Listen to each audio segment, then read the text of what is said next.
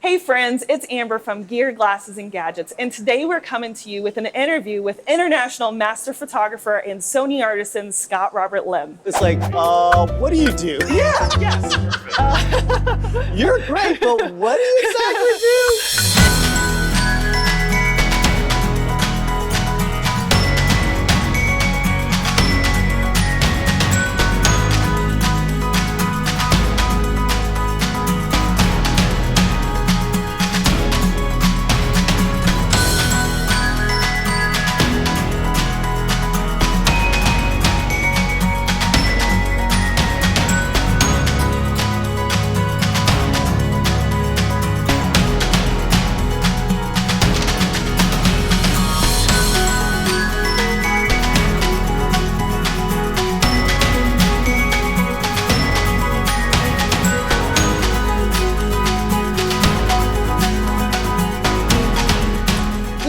With Mr. Scott Robert Lim. He is an international master photographer, Sony Artisan, former wedding photographer, and also now he's transitioned to be an educator. So we're going to ask you a couple of questions that I think our subscribers will really enjoy.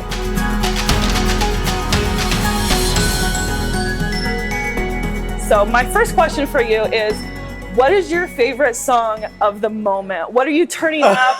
And then rolling down the windows, cranking up loud, and singing to. Oh my gosh. You know what? Okay. Yeah. Well, I gotta, I'm kind of like that song by Justin Timberlake. What's that one? The Dance? Yeah. Yes, that's great. That's probably my favorite song right now. Okay. It kind of gets me going and, like a little bit of R&B and with something that you can dance to. Yes. So that's the kind of music that I like. Okay. That is great to know because I am also a huge Justin Timberlake fan. Oh, hey. So, great. We're going to get along great then. I mean, and he's also gorgeous. Oh, well, yeah. But, also he's a good singer. Yeah, he has some talent. So, the first question I wanted to ask you is, can you just tell us a little bit about your background and how did you get into photography? Good question. Yeah. Well, let's see. The reason why I got into photography, quite honestly, I was in desperation mode. My wife quit her job. And when your wife quits her job and she's bringing home 90% of the income, wow, and you start a family at the same time, yeah, it puts a little bit of pressure on trying to create some new income for your family. Quite honestly, I was developing this other business that I had. And, when you start a business, it just eats up all your money. And it was growing, but there wasn't enough to, pay for us. And, our employees would make more money than us. And so what happened was, I just didn't make enough money, so I had to think of something else to do. Interesting. What could I do to bring in a few extra bucks? I was literally only making $10,000 a year. Oh, wow. And owning a small place in Los Angeles, it can be very expensive. I would think so. So I'm like, what should I do? Do I have to work Starbucks and Home Depot and have 3 part-time jobs, or what do I got to do? And I remember paying our wedding photographer a lot. And that was like 1989. Yeah. We got married. And so that was quite a while ago. And I loved photography. And I just had this idea. I wonder if I could shoot for a living and be a wedding photographer. That was around 2000. And that's when digital just started coming out, because there was no other way to learn photography way back then in film other than writing down your settings and developing it, which is really expensive. Yeah. So this was my chance to learn. So I bought a Nikon Coolpix camera, 2 megapixel for like $600. Wow. And I would just shoot that like crazy, everything. And then I would come back and I would analyze every single picture.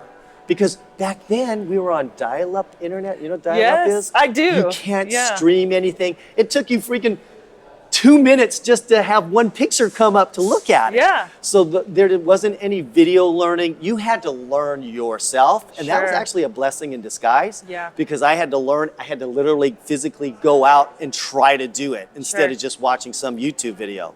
So I would take it, I would analyze every single picture. Oh, that's blurry. Oh, shoot, my shutter speed was too slow. I should have raised my ISO or whatever, you know? I would look at it and go, oh, I don't like that composition. Maybe I should have had her stand over here.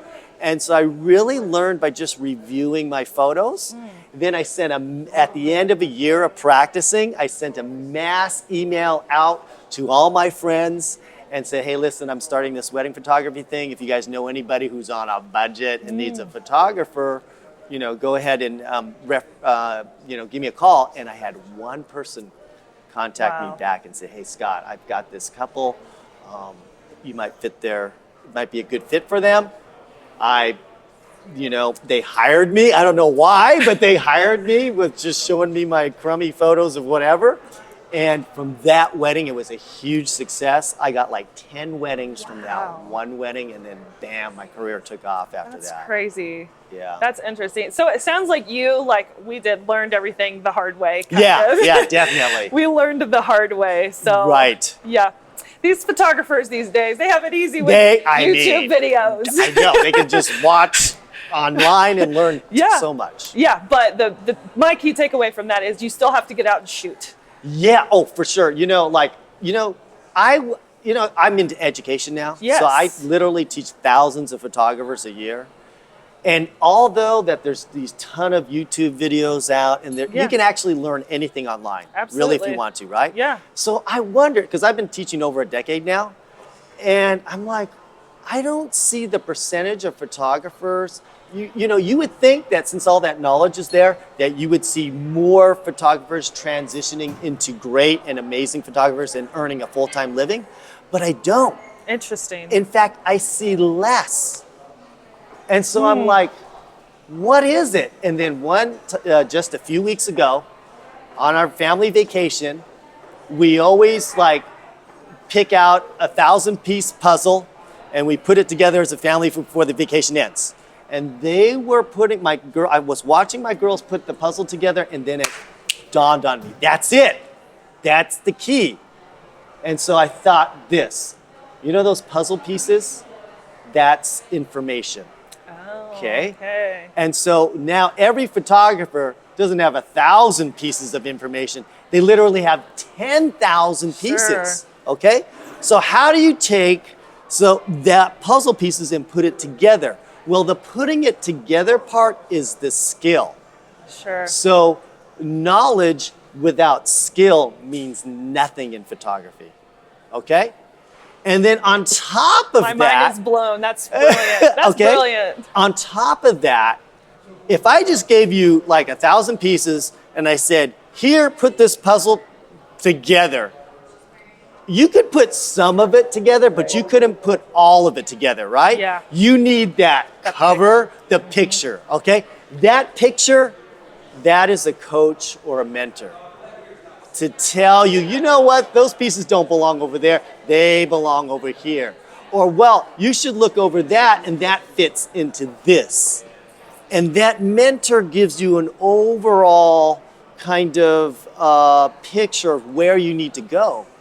Because in the beginning, because I would get a lot of people, oh yeah, I just need to practice more. But a lot of times, most of the time, we can't self-correct ourselves. Right. We'll learn one nugget of information, we'll go try it and like, woo, we're learning and we're doing something different and amazing, but then we stop at that level. Sure. So after 3 years, I feel that photographers start to plateau and they can't get over that hump.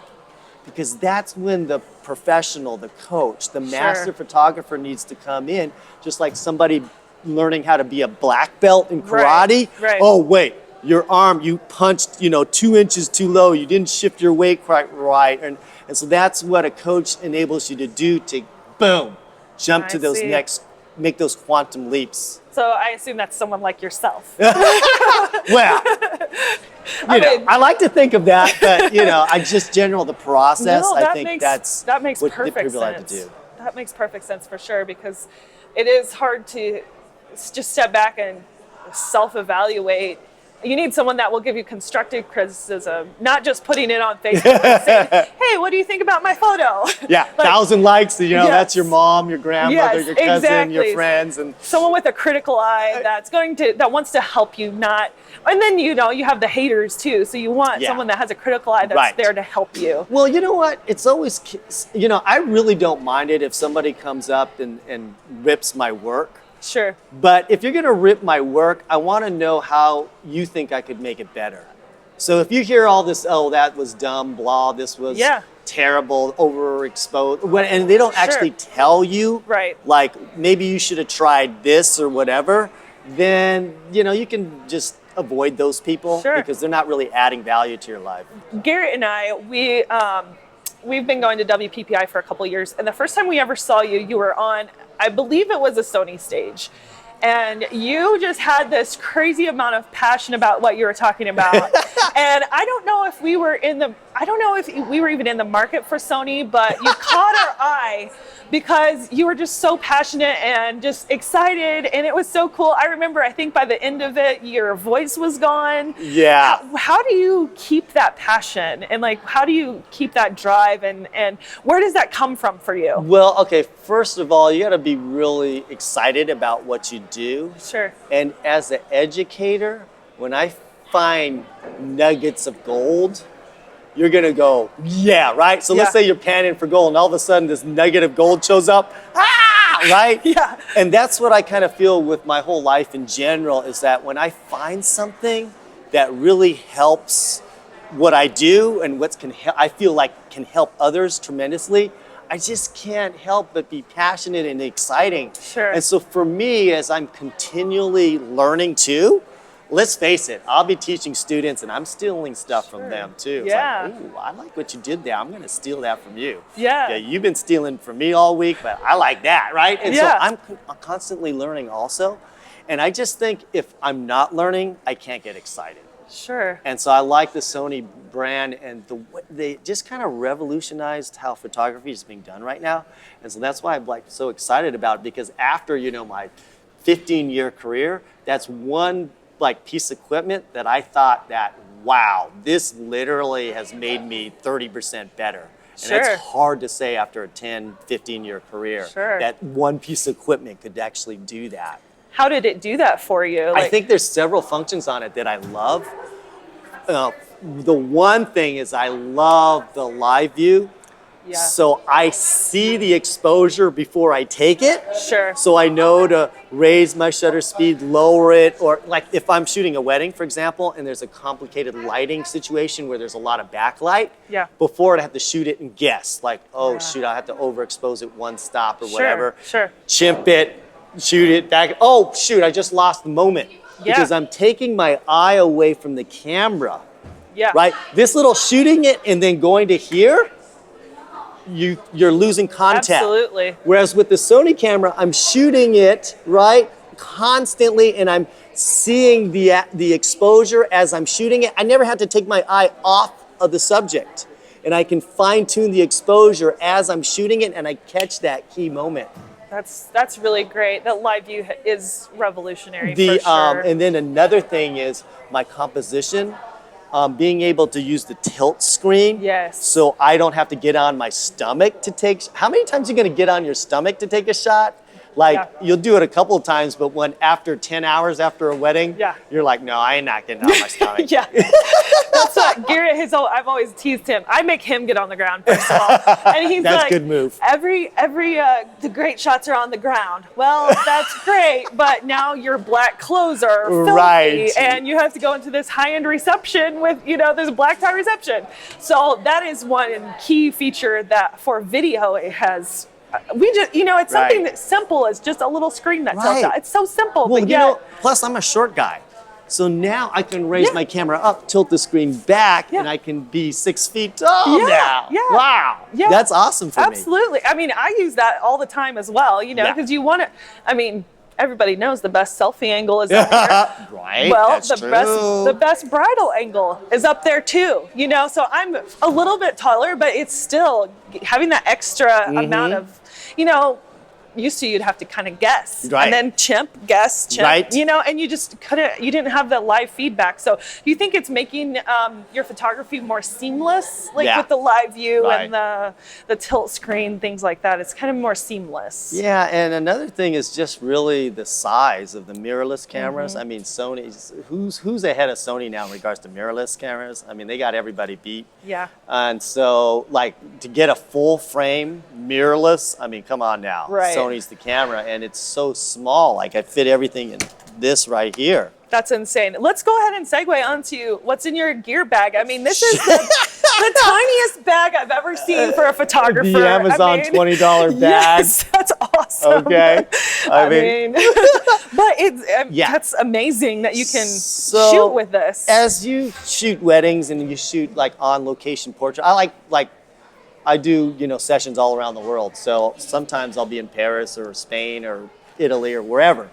Literally in my mind though, when I'm going out and doing a session like a wedding, I'm literally walking about 5 miles Yes. at the end of the day, right? I mean, you Yes. go the step count, you go, oh yeah. And you cry 10,000. a little bit. You cry just slightly. Like, I know. I mean, I was doing a workshop in Paris and I looked down, it was 20,000 steps. wow. So my thing is like, okay, when I see a piece of gear, I go, I gotta lug that around for 5 miles. Do I want it or not? Okay, that's my criteria. Sure. So I had to keep everything small as possible. So everything that I have fits in this one small bag here. And so basically I do my damage with 2 bodies with 2 different lenses on it. Should I pull it out? Yeah, absolutely. Let's This see is the what's in Mark there. II, the R2, and I use this as my portrait lens, and I like putting the 85 millimeter on it, and I love that lens with it. So I have a really tight portrait lens, and then also I have a wide angle lens, and on my just regular 7 M2, right? Okay. And I put the 16 to 35. So if Sure. I'm doing, you know, want to capture the beautiful landscape Yeah. or more wide angle, I got it all covered here. And I love 2 bodies because I don't have to switch lenses. Yeah. And so I can go really wide or I can shoot a tight portrait because I know, you know, when it's 8 hours in on your wedding and let's say you're using one body and you're thinking, you know what, that would really look good in a wide angle lens. Do I want to go back to my bet and put it up? You're going to say, no, you're not going to do it. I don't want to. Yeah. Right? And so my whole thing is, if it ain't easy to do, you're not going to do it. So that's why I like to have 2 bodies. And with the smaller size of the bodies, it makes it easy to have 2. Yeah. You know, you're Because not- like at the end of the day, your back thanks you. Yes, exactly. And then I see some lights in there. What type of lights are Oh you yeah, using? so I kind of have my own manual flashes that I've created and manufactured, and kind of to what I need them out of them. And so I do all my work just with a couple manual flashes and a video light, a very, very strong video light. And so I have the wireless built into them. And look at my transmitter. I told my manufacturer, can you make the button Sony orange? I literally said Sony orange. Cinnabar. No, it's Sony Orange. Right. Everyone knows it. So anyways, this, you know, talks to each other, right? And it's very small footprint. And I've got a couple cool things that I love about my flash. It's got a built-in little video light. And you guys are videographers, right? Yes, yes. I can't tell you how many times a videographer is coming up to me and say, Scott, can I just use your video light, you know, for a quick second because like I just need a little. Oh, so yeah. they just put this on their camera and just Yeah. do it if they run out of battery for something. Yeah. So that's really handy. That's cool. So, or focusing in the dark. Yes. That's great. Or even to take a portrait, just a little light sometimes helps. Sure. And also what's different about mine is I put the CTO gel right on the diffuser panel, and that's the gel that I use the most. Okay. Is to balance the temperature or make it look like sunset. And so, well, why not just build it in? Because Sure. that's the one that I use. So it's my old theory. If it ain't easy, you're not going to do it. Like a lot of times, do I want to go to bag and put my gels on? Nah, just shoot whatever, right?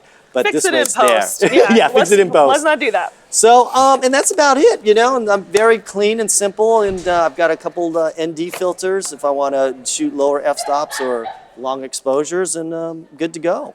That is one of the smallest photography kits I've ever seen. I'm not lying.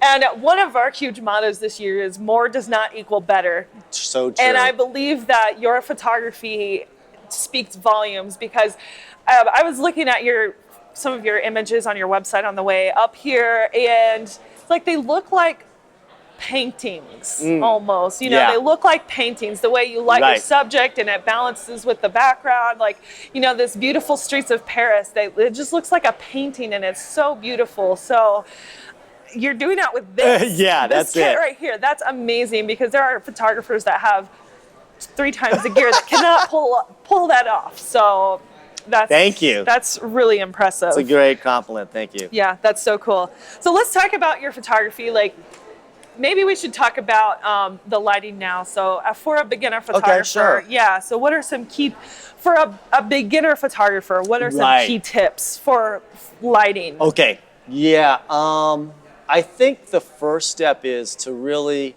understand natural lighting. Okay. Because when I step into a situation, if I've got some great natural light, I'm using it because that's actually the fastest and usually the best. Because if you use a huge window or even a doorway, that's a softbox right there. Right.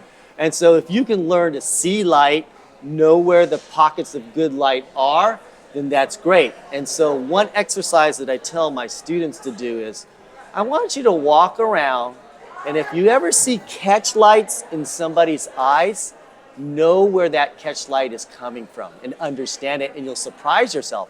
Because sometimes you'll be walking around Target and you'll see somebody's eyes and you see beautiful catch lights and go, wow, I never realized that it's reflecting off of this screen, or wow, I never realized that TV and that light that's coming out of the TV is making a nice catch light on that person, or whatever, is a reflection off the ground. Sure. And so once you see those beautiful catch lights in the eyes, ooh, that's a great lighting situation. Where is that light coming from?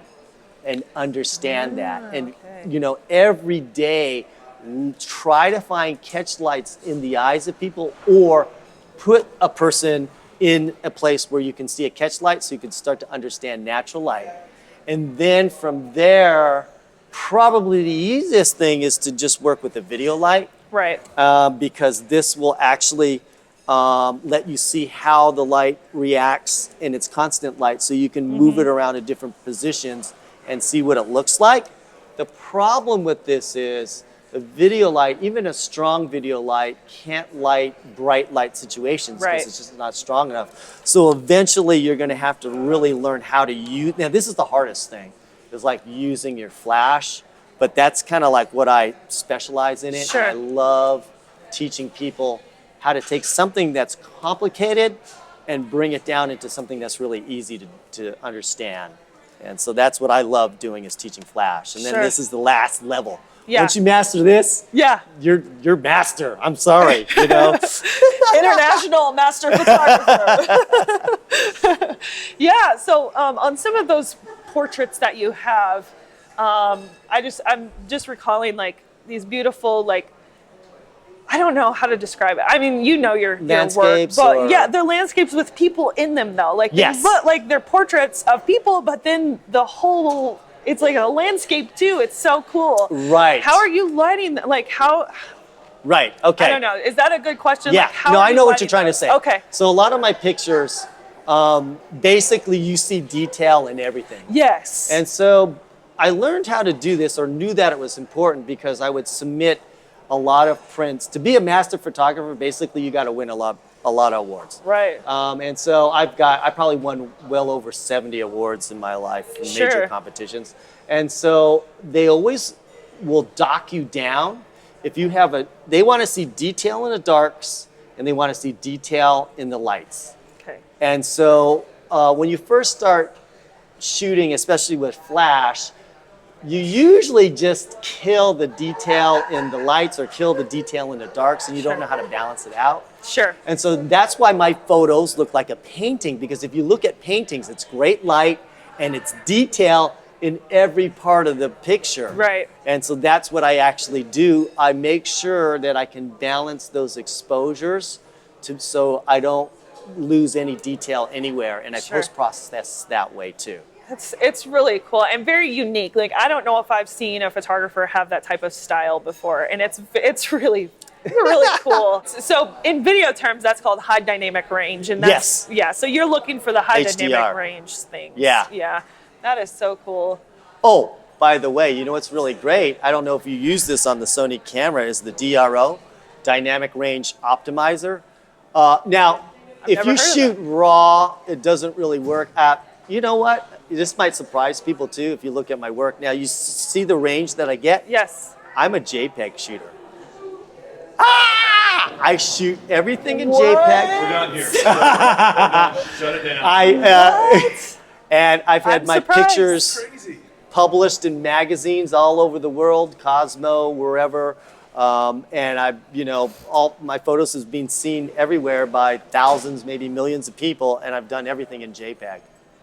I am shocked because, it's so hammered into your head that you should shoot RAW. But I think the difference is international master photographer can do that. No, you can do it too. Okay. You're just afraid to go to that. Yeah. It's mostly a fear. It's really like, I can't do it. So what I tell people, listen, why don't you shoot both? Right? So that's what I did. Right. RAW you know what? JPEG. I didn't even know about RAW. I mean, we're talking, what?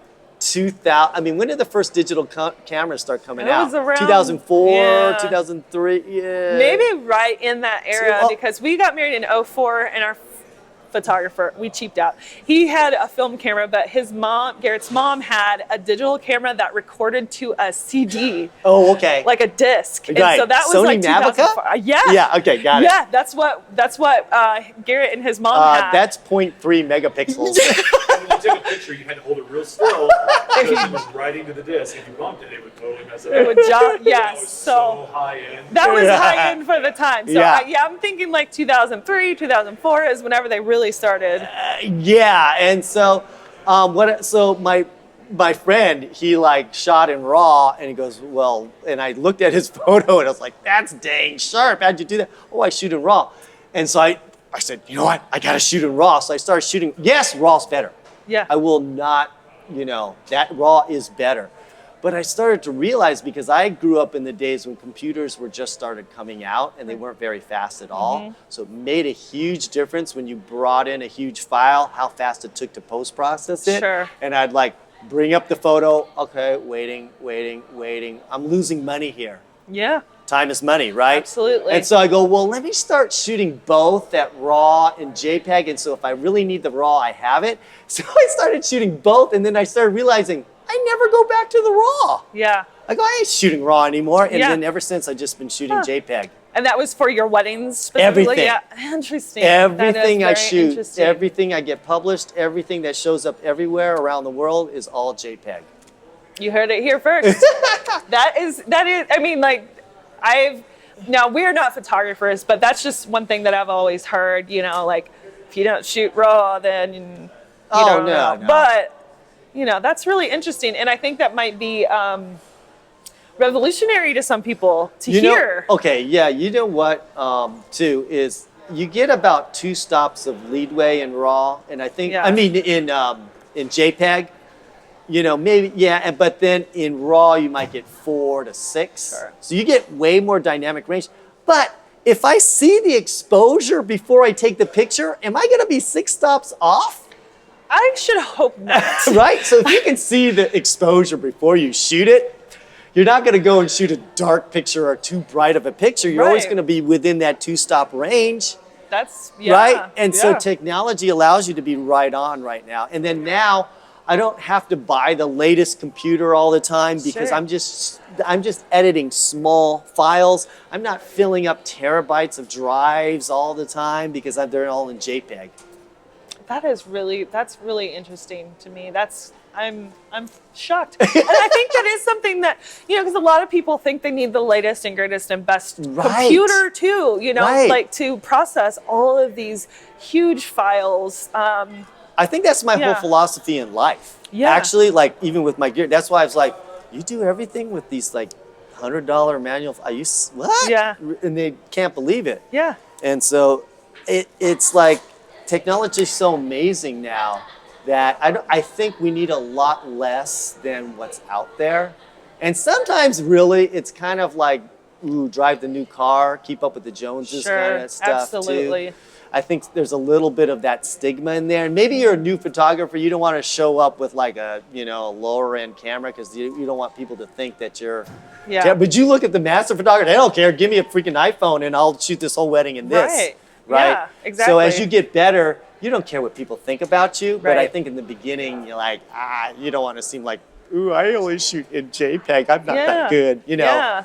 So. You know, we've had people ask us, oh, you shoot with the A7S. That's such a small camera. What do your clients say when you show up with these small bodies? And, you know, we always say by the time that you arrive on a wedding day or to any shoot, they should already know what your work looks like. So true. And they trust you already. So it doesn't matter if you're coming in with this tiny little bag. They already know that this photographer is amazing. You know, they already or else know they that. wouldn't have hired you. Exactly. Right? Exactly. And well, maybe they could say, well, your guest's coming over, and like, I find quite the opposite because they read the magazines, those gear guys, and they go, oh, he's using the A7. Let me go ask him about it. Yes. Right? Yes. Because this is the newest technology. This is the new, you know, everybody wants to know about the mirrorless. Yes. And if it's good enough for pro work. And so I get tons of people asking me and like, you know, wow. That's amazing that you use this or whatever. All right, Scott, so you have all of these workshops and mentorships and all this crazy stuff happening. Where can our subscribers find you online? You could just go to scottrobertphotography.com, and then I have my gear there. I have my workshops, and you know, you can contact me there. I love, you know, for a photographer who really wants to get to that next level, if they feel like they're in a rut or they feel like, you know, I really want to go and do this full time or whatever, and you're serious about your work, or you just, some people, they just really want to get good. Maybe they're independently wealthy and they just want to get good. Sure. That's what I love doing, is taking people up to that next level and making them feel good about their photography and their art. And so you can find me there. Okay, and on social media, is it just Scott Robert Lim and all the... Instagram, Scott Robert Lim, Facebook.com/Scott Robert Lim. I mean, Scott Robert Lim, dude, yeah. So it's a very specific name. It's not like John Smith. So they're gonna find you if they type in Scott Robert Lim. Yeah. So check this guy out. His work is absolutely amazing. Again, thank you so much for watching, and LLAP, friends.